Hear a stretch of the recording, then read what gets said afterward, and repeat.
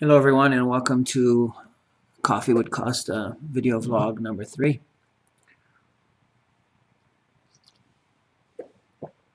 I just want to start as always by thanking everyone for their support and for checking out the first 2 episodes and for leaving comments and questions for me to follow through, and that's been pretty awesome this far, and really looking forward to this episode as I address some pretty important topics and some topics that are reoccurring, and one of them being something that comes up all the time, and I get asked quite often about it.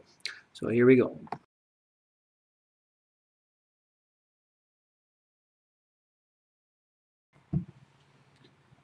So one of the questions that came up was someone asked my opinion about the evolution of the sport of Jiu-Jitsu.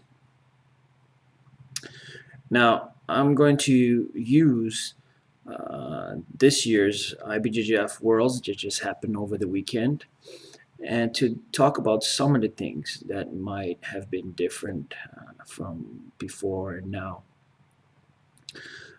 I think by far this has been one of the most talented and driven worlds of all time. Incredible matches, amazing athletes, and super contested. And it had a really good mix of veterans, really, tough old school guys that have been around for a bit, but also some really good young up and coming talent. And we had some incredible matches, and it was really interesting to see how it panned out. And there was, kind of a 50-50, outcome as far as some old school veterans or guys that have been around a bit succeeding and getting their, multiple time world champions, but some really hungry young up and comers, first time black belts, first year black belts, winning worlds in their first attempt at the world championships. And that was quite impressive by some. There isn't, of course, any worlds without some kind of controversial, and that usually comes down to referees and referees calls. But I don't really like to go down, attack referees too much. They have a tough job, and they have to make some tough decisions, and and they make mistakes. So that is unfortunate, but it does happen. What I did like about this year's Worlds was, I think, the first time that they've used a seeding uh, ranking of the athletes based on competitions throughout the year. And that was really interesting because you ended up with same teammates basically on the same side of the bracket, and they would have to either face each other or bow out before the finals, which that didn't happen before.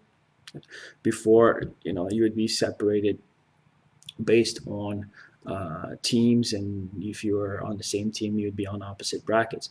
But in this year's Worlds, that wasn't the case. At black belt divisions, it was a ranking-based system, and they, of course, had the explanations on the website on how that worked. So there were some real interesting turnouts based on that as well. But I think for me, the standout, or what stood out to me the most, was the stalling penalties by the referees. And I think this is a good thing. I think that if you're in a position and it's quite obvious that neither athlete is making an effort to progress in the position towards the ultimate goal, which is to submit your opponent, I think that you should be penalized more frequently. And there was one athlete that got eliminated in the first round because of the penalties and the stalling penalties, and he was one of the favorites to go pretty far. Um, I think this sport needs this in order to uh, make it more exciting, of course, and to I like a submission-based jiu-jitsu game and style, an attacking style, because ultimately I think that should be always your goal. You should be trying to progress position to submit. And I did enjoy this year's Worlds because I felt that there was a lot more submissions happening as well. More aggressive style, especially from the younger athletes, the young up and coming stars of the sport, and they would definitely have a more aggressive style, and there was more finishes. But one of the things that I think is starting to be more common is the attacking of the back and finishing from the back. And I think there's a certain trend that happens every few years, and this is kind of a trend in the sense that I was having an interesting conversation with my students yesterday, where I was talking about how is this going to change the dynamics of the sport going forward. Where I'm just going to talk about one point, which is you normally are encouraged to go to turtle if your guard is being passed to avoid the passing points. You don't want to give up the three. However, I think that's changing a bit because people are getting their backs taken way more frequently now because people are adapting, athletes are adapting to that, where you are, as you're getting your guard passed and you try to go to turtle to avoid the guard pass, you're instead getting your back taken and being submitted. And again, it comes down to drilling and practicing and anticipating those things and adapting, and then drill, of course, sorry, I'm being repetitive, but drilling certain scenarios, addressing certain scenarios to capitalize on things that are happening frequently. So now, how is that going to change everybody's game going forward? Are people still going to try to turtle to avoid the three? Or are they now going to maybe like, okay, I'd rather give up three instead of four and hope that maybe I can recover my guard from side control? So I'm interested to see how this pans out going forward, and how there's always trends in BJJ. There's always some new things coming up, and that's what makes the sport fun, because you're always looking forward to see how strategically things change and how the game changes and evolves. And this is amazing about jiu-jitsu because it's always this evolution that continuously to change. And so the sport of today is nowhere near the same as it was even like 5, 6, 10 years ago. It's definitely more dynamic, and definitely you have to worry about way more things than you would have back years ago, where I think the game was a little bit more simplified. And that's just the nature of sport in general. So this year's Worlds was a lot of fun, and I'm excited for the future of our sport. And and this is amazing, and I can't wait to see what next year's Worlds is going to be like. And so just support the sport, watch, follow these athletes, and and check out and see how things come up. And of course, there's always a trend. So as professors and top level athletes or competitors, we should keep up with the rules changes, of course, if there is any, and of course trying to keep an eye how the sport shifts and changes, and how it affects the way you play the game, and of course as a professor how I teach classes. So that was a lot of fun, and I really look forward to the next one.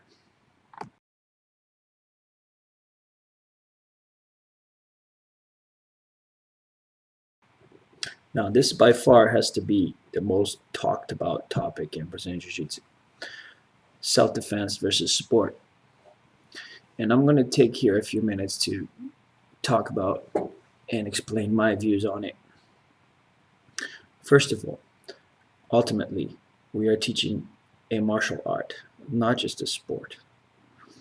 And I strongly believe that the self-defense aspect should be addressed in all academies that promote Brazilian Jiu-Jitsu. If you do not, I believe that you're only showcasing one aspect of a martial art, not the full martial art. And I also think that you might be doing a disservice to many students and you know people that are interested in learning a martial art for self-defense. And there's no doubt that Brazilian Jiu-Jitsu has been proven to be an effective self-defense system. There's plenty of evidence out there to prove such a point. I think that this is important not only for addressing the issue of wanting to learn self-defense, but also in keeping the tradition of Brazilian Jiu-Jitsu. You know, it was first a self and always has been a self-defense system. When I started, and I've said this before in other videos, and when I started, we learned Brazilian Jiu-Jitsu for first because we wanted to fight MMA. Second, to learn self-defense and protecting ourselves, and third, as a sport because it was fun, no doubt about that. And of course, I've also discussed this before, where it's kind of turned upside down, where everybody does the sport first, and then there's some self-defense being addressed, and then one talented young man gets to venture off into the MMA world. I think that, as I said before, we might be doing a disservice if we're not providing self-defense classes, if it's not part of our curriculum, especially with the kids. I think that kids need the self-defense aspect for of course, the anti-bullying situations, and where they can, learn to be a little bit more confident when they talk with individuals that might be other kids, sorry, that might be, a little bit more aggressive or have bully-like behavior. And I think that Jiu-Jitsu as a self-defense method, an anti-bullying method, is one of the most efficient ways to deal with those scenarios. So I highly, highly recommend all BJJ academies to have a Brazilian Jiu-Jitsu self-defense curriculum. And there's plenty of qualified instructors out there and qualified programs out there that you can look into if this is something you want to pursue. Now, I'm not blaming black belts or academies, for just doing sport. I know the enticement of that, and I'll go into that in a bit. But I think a lot of it has to do where it's not their fault. A lot of professors open academies, and they've known their whole career has been competition and sport. So that's ultimately what they're going to fall into when they open their own academies. And if they have never learned the self-defense system, then of course it's not something that they're going to provide. They're going to stick to what they know, and that's competition jiu-jitsu.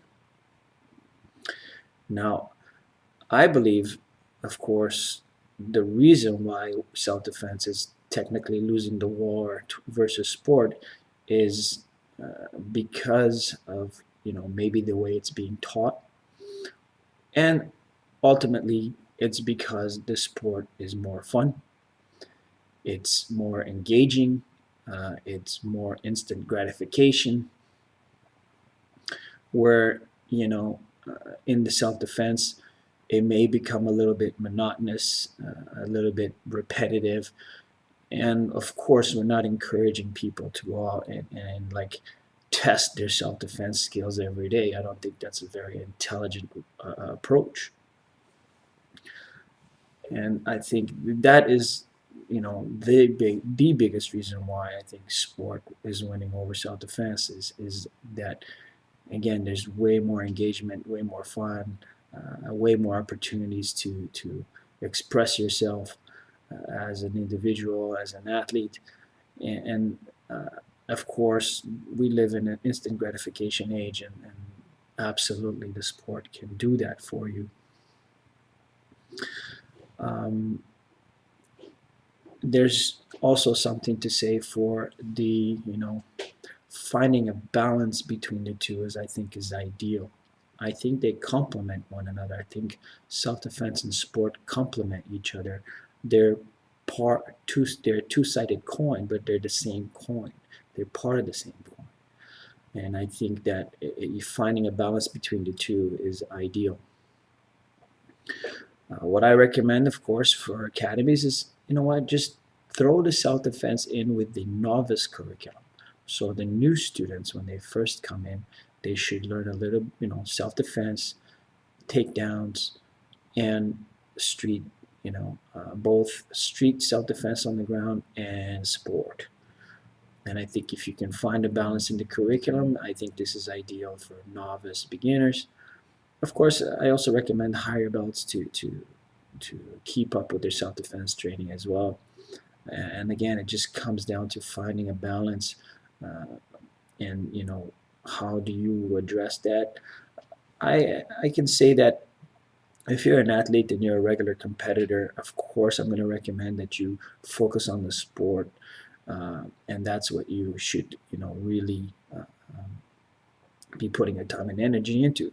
But once your competitive career is done, or if you're already a color belt, a more advanced person, or a competitive athlete, once your competitive career is over, or when you become a little older, or if you have aspirations to opening your own academy, then you should definitely sharpen up on your self-defense skills. That way you can pass on those traditions to the next generation and so on. So our martial art as a whole can be preserved in both self-defense and sport. And that's my take on that. If you have any more questions regarding this topic, of course, as always, leave your comment below, leave your question below, and we can discuss this further in other video logs.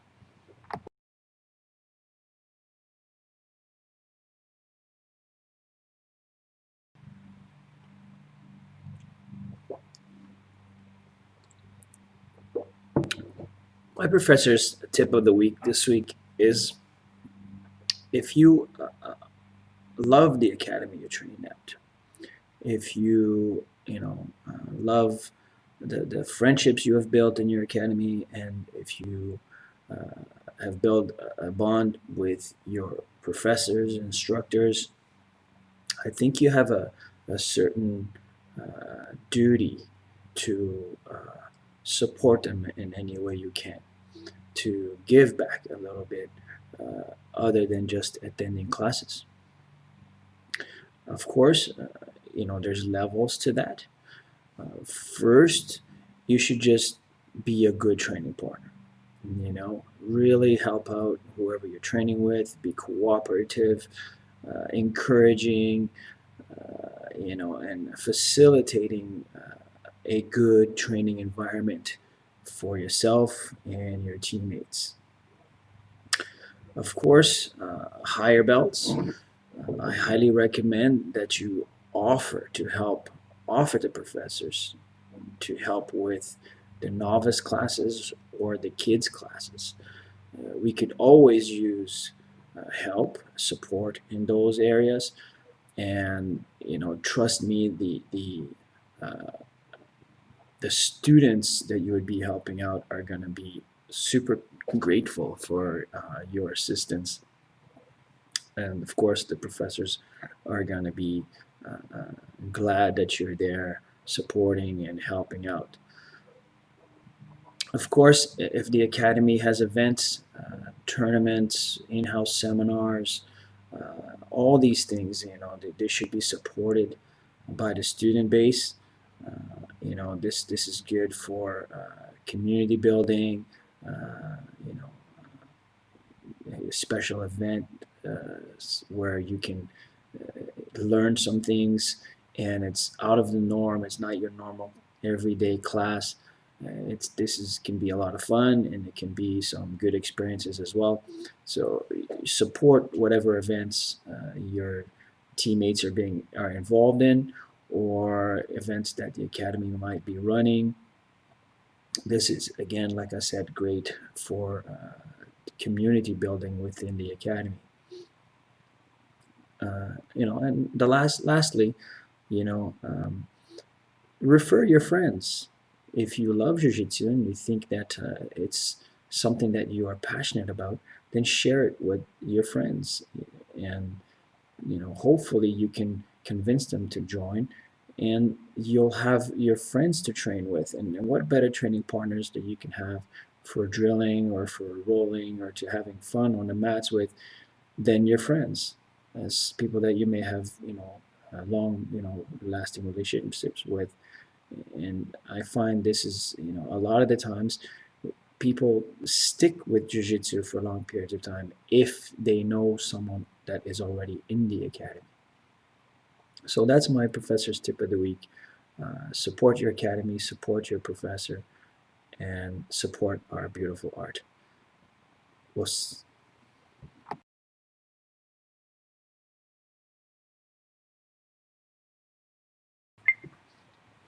In closing, I would like to, of course, always thank my sponsor, Maeda Canada, and my good friends over at Fighters Market, and also my good friends over at Under the Gi Apparel. They're amazing people, and they've been super nice to me. Thank you to all the people that are following these video logs. I appreciate your support. And super, super important, please leave your comments below, leave your questions below, and I will do my best to address those in future video logs. This has been quite fun so far, and could use the support and the encouragement to keep it going. So please leave your comment or your questions below, and I look forward to doing another one next week. Was.